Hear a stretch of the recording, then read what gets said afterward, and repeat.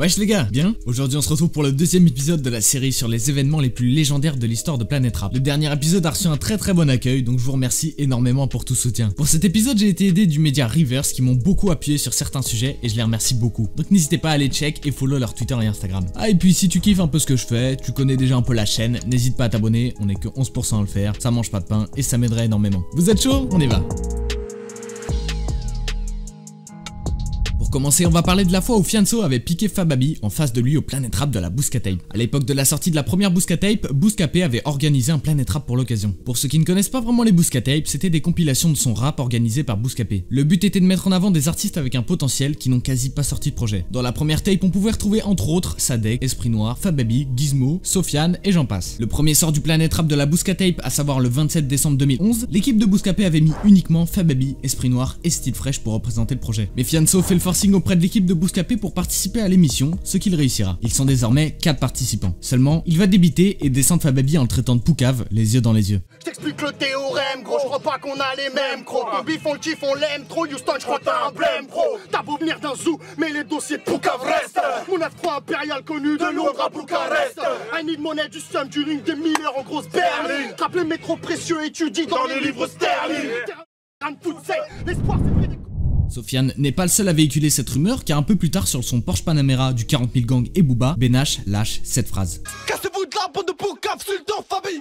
Pour remettre dans le contexte, ce titre était sorti pendant les conflits de Booba et du 40 000 Gang contre Lafouine, Fababi et Sultan. Mais les tensions entre Fianso et Fababi ne s'arrêtent pas simplement là. Lors de la sortie du titre Panam Boss de Lafouine en featuring avec Sniper, Niro, Youssoufa, Canardo, Fababi et Sultan, Fababi se prétend être le boss du 9-3. Je suis le boss du 9-3, j'ai des punchlines de balle. Cette déclaration ne passera pas inaperçue car Sofiane tweetera sur le coup, boss du 9-3, quelle audace, le 9-3 petit, il y a ceux qui sont du 9-3 et il y a ceux qui sont de 9-3, parole d'homme. Il y avait eu un grand débat à l'époque de Panam Boss par rapport à Fababi, qui est aussi du 93, boss du 93, mais non, machin. Vous êtes réconciliés quand même? Ah, je l'ai pas revu du tout, je n'ai aucun contact ni avec lui, ni avec son entourage. Ouais. Ça ne m'intéresse pas. Quand tu t'es lâché sur Twitter, c'est que ça t'avait vraiment énervé. Oui, parce que toi, tu t'étais un peu lâché quand même. Non, ce qui s'est passé, c'est que le titre sort, 3, 4 rappeurs du 93, buzzés, que vous connaissez bien, m'appellent sur mon téléphone et me disent t'as entendu, machin, et je dis non et tout, j'avais pas écouté le titre. Et donc je rentre chez moi, j'écoute et ouais, je suis tombé par terre, tu vois. Quelqu'un qui connaît le 93 peut pas dire ça. C'est-à-dire ni Tandem avec 52 classiques, ni Supreme NTM avec 43 disques d'or, ni Sefiu Molotov avec sa victoire de la musique, personne ne s'est permis de dire ça, tu vois. Et s'il y a des gens qui vous ont dit au courant de l'histoire du rap que le 93 c'était pas comme les autres, ils avaient raison.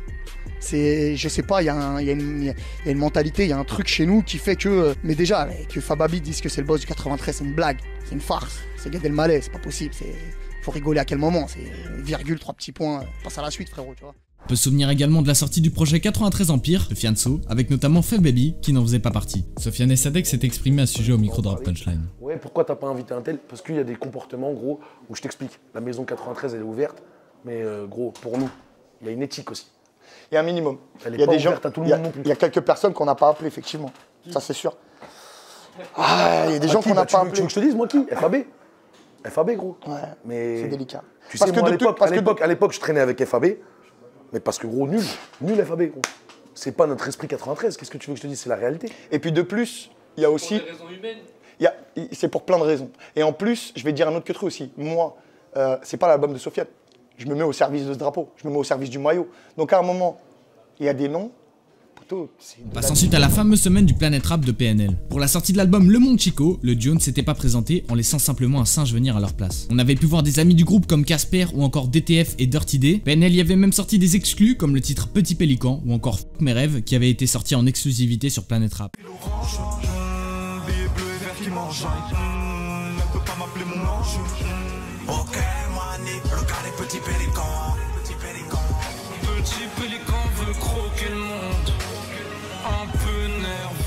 J'en avais marre à un moment donné des Planet Rap où il y avait, tu vois, une espèce de cacophonie. J'ai dit, on va en faire un. Avec, pour la première fois, un décor. Vous venez pas. Vous faites des concepts pour chaque soirée. Par contre, vous nous envoyez un DJ et vous nous donnez 2 morceaux en exclu chaque soir que jouera le DJ. Premier décor qui font le livre de la jungle. Ils envoient le pof et tout le monde après, PNL a planté Skyrock.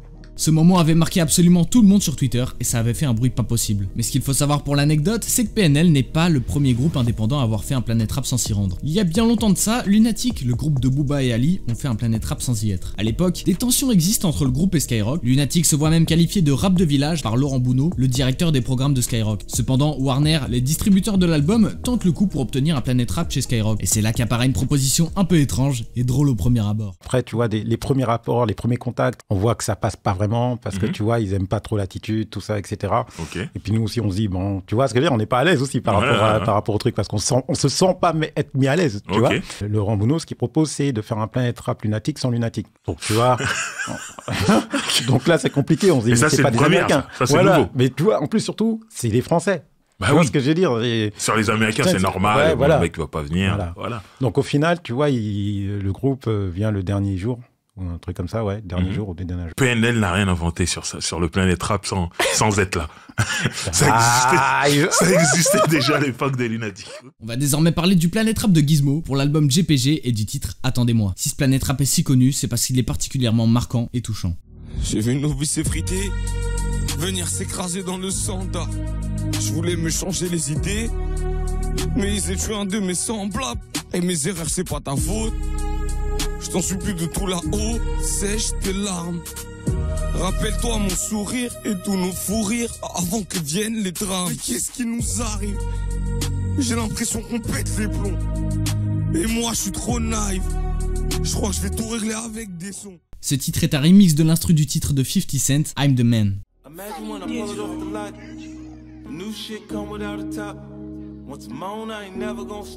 Il raconte sa mélancolie et sa tristesse de voir son entourage disparaître peu à peu autour de lui. Gizmo a écrit ce titre en référence à son grand frère ainsi qu'à sa sœur malheureusement partie. Sur un album qui avait une couleur bien différente de celle du titre Attendez-moi, l'écriture et la réalisation de ce titre est simplement née d'une discussion entre Gizmo et Yoni, son producteur, sur les drames de la rue. De là est née l'envie d'écrire ce titre. Gizmo a par la suite sorti Attendez-moi spontanément et a enregistré en pleurant sur le second couplet. De base, ce couplet était voué à être retiré et être enregistré, mais cet enregistrement est finalement resté sur le titre définitif. C'est comme ça qu'est né un des plus grands, si ce n'est le plus grand titre de sa carrière. Ouais, je parle à ma grande sœur. Ok. Parce que c'était un peu, en gros, la seule qui était là à me dire, tu vois, quand je faisais vraiment des grosses bêtises ou même des petites bêtises, de me tirer par le col, tu vois. Et depuis le 5 juillet 2014, elle n'est plus là pour le faire, Allah rahmat. Donc même le fait d'avoir tatoué son nom sur mon visage et tout, des trucs comme ça, tu vois, je dis c'est pas bon parce qu'elle n'aurait pas voulu ça pour moi. Elle avait l'habitude de culpabiliser, en fait, quand je faisais une bêtise. Et maintenant qu'elle n'est plus là pour me dire qu'elle culpabilise et moi pour la rassurer, moi je le fais en chanson, je dis mes erreurs c'est pas ta faute, je t'en supplie que tout là-haut sèche tes larmes, tu vois. Si jamais elle pleure de ce que je fais, qu'elle sèche ses larmes, tu vois, c'est pas sa faute. Elle doit se reposer. Si t'as kiffé, oublie surtout pas le like, ça peut m'aider à me faire une place dans les tendances et surtout t'abonner pour suivre mes nouvelles vidéos chaque samedi. Je me répète beaucoup mais c'est super important pour moi, on est que 11% à le faire, alors n'hésite vraiment pas. Je t'en remercie beaucoup frérot. Avant de terminer la vidéo, je voudrais vous parler d'un projet dont je vous ai un peu parlé vaguement sur une vidéo qui était la cavale de Mr. You. J'ai créé une chaîne qui s'appelle le Hub 7. Le Hub 7 c'est un peu la communauté de ma chaîne. Le but de cette chaîne c'est de faire découvrir des artistes avec un certain talent ainsi que des beatmakers. Des artistes ou beatmakers que j'aiderai partiellement pour la promotion sur ma chaîne en passant des titres en outro, en vous parlant un peu d'eux ou en passant des type beats en fond de vidéo. À terme, le but c'est d'essayer de développer de jeunes artistes et beatmakers et de créer des projets en les reliant entre eux comme des compiles ou même des mixtapes. Cette chaîne ça sera également un moyen pour moi de m'exprimer sur des sujets un peu plus particuliers et sous d'autres formats comme par exemple en podcast avec une équipe et des intervenants. J'en ai déjà trop dit, vous inquiétez pas ça arrive. Donc si vous êtes intéressé, n'hésitez pas à m'envoyer un mail à l'adresse suivante avec tout ce que vous avez de plus chaud. En attendant, vous pouvez rejoindre le Discord afin de faire partie de la famille. On s'y pose quelques fois pour jouer tous ensemble à des jeux ou simplement discuter. D'ailleurs il y a FIFA 21 qui arrive. Pour ceux qui sont intéressés, je sais que ça jouera sur le Discord. Et pour les artistes ou beatmakers, vous pourrez trouver plein de beatmakers, des adeptes du mix et du mastering, ainsi que d'autres artistes qui cherchent à collaborer. Je vous invite à suivre la chaîne du Hub 7 ainsi que mes réseaux sociaux, c'est très important. Je communiquerai beaucoup là-dessus, @ZNLZ_ partout. Et surtout, n'oubliez pas d'aller follow les frérots de Cherryverse sur Insta et sur Twitter. Ils m'ont vraiment beaucoup aidé sur la vidéo et c'est vraiment les frérots, donc je compte sur vous. On approche aussi rapidement des 100K et pour l'occasion, je ferai une FAQ pour les questions. Tout se passera sur les réseaux sociaux. Merci d'avoir témoigné la vidéo, frérot. Ciao.